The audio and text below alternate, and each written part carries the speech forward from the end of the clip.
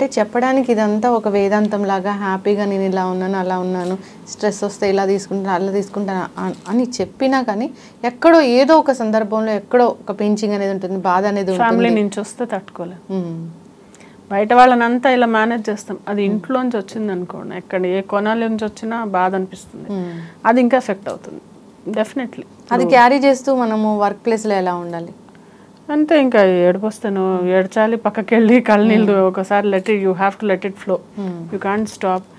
ఇంకా numbers count చేసుకొని and clear of. నేను అందుకే ఎప్పటికప్పుడు ఎవరైనా నేను క్లియర్ చేసేస్తాను. ఏదైనా మిస్అండర్స్టాండింగ్ ఉంటే వెంటనే కాల్ చేసి ఇది విషయం అని. కొన్నాళ్ళు వెంటాడుతుంది ఏదన్నా ఫర్ ఎగ్జాంపుల్ ఒక 2-3 ఇన్సిడెంట్స్ అయి ఉంటాయి నాకు, అది కొన్నాళ్ళు వెంటాడుతుంది, ఎందుకు ఇలా జరిగింది ఏంటి అని. సర్లే ఇంకా ఏం చేయలేనప్పుడు నేనేమి ఇంకా వదిలేస్తాను. ఉంటుంది, పెయిన్ ఉంటుంది, దాన్ని మేనేజ్ చేయడం అంటే ఇదే, that you have to keep conditioning yourself to not get affected by that.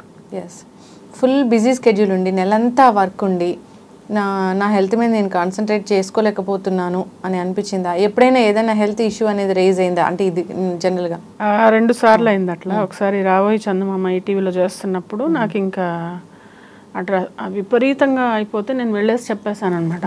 Co director దగ్గరికి వెళ్ళి నాతో నవ్వట్లేదు, నాకు అసలు కళ్ళు తిరిగినట్టు అయిపోతుంది, నాకు దమ్ము వస్తుంది అసలు, అంటే నాకు somehow I'm not able to handle, అంటే టూ మచ్ అయిపోతుంది, వర్క్ లోడ్ ఎక్కువ అయిపోయింది. ఐ కెనాట్, నేను వెళ్ళిపోతా ఇప్పుడు అని కూర్చున్నాను. 8 o'clockకి నేను వెళ్ళిపోతాను, ఇప్పుడు ఇంటికి పంపించేయండి అన్నాను.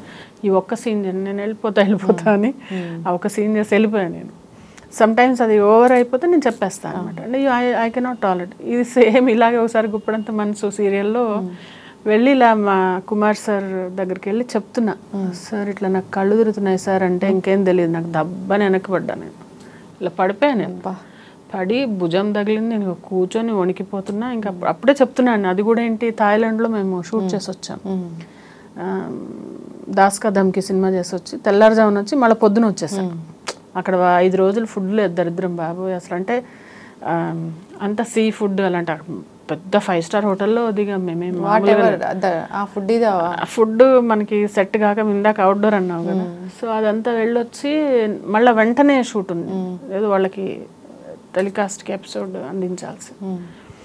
వెళ్ళి ఇంకా అసలు నిద్ర లేదు, ఫుడ్ సరిగ్గా లేదు. సరే నాకు కళ్ళు తిరుగుతున్నాయి సార్, సీన్ తర్వాత వెళ్ళిపోదా అని అడుగుదామని, సార్ నాకు కళ్ళు తిరుగుతున్నాయి సార్ అని చెప్పిందే తెలుసు నాకు. పాడి అని అంటే ఈ భుజమో ఎక్కడో నెల రోజులు నల్లగా అయిపోయింది, ఇట్లా పడిపోయాను వెనక్కి. ఖచ్చితంగా ఉంటుంది, అలా జరుగుతాయి, చాలా మందికి జరుగుతాయి. పాపం హీరోయిన్స్కి ఇంకా ఎక్కువ ఉంటుంది అది, వాళ్ళు సెలైన్లు పెట్టించుకుంటూ ఉంటారు, వర్క్ లోడ్ ఎక్కువ ఉంటుంది కదా. స్కెడ్యూల్ అనేది చాలా జాగ్రత్తగా, వాళ్ళు ఫుడ్ జాగ్రత్తగా చేసుకోవాలి, అదే చెప్తున్నాను. ఇంట్లో or they should make some arrangement or ఏదో ఒక విధంగా వాళ్ళు ఫుడ్ చూసుకుంటే you will be able to stamina వస్తుంది.